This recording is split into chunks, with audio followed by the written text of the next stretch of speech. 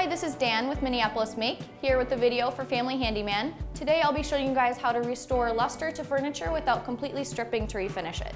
The first thing you should do is clean your piece with just simple soap and water. It might sound crazy, but it's not going to damage your item at all, and it will let you know where you're going to be starting and if you really need to refinish it.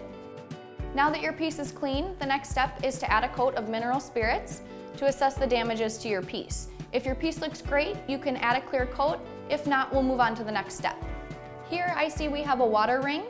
You probably have some petroleum jelly laying around your house. You can put a coat of that on and leave it overnight, and that might solve your problem entirely. If not, there are products designed to do that. If you discover you have any chipped or missing veneer, you can apply epoxy putty to the damaged areas. Then once it's hardened, you can sand and stain it to blend in with the rest of your piece. Here's a tip to get rid of surface dents. You can take a utility knife and score the dent across, add a drop of water, and that water should absorb into the wood and relieve that dent. Now that you've covered all of your blemishes, the last step is to add a coat of wipe-on poly, and you should be all done. For more woodworking tips and tricks, visit us online at familyhandyman.com.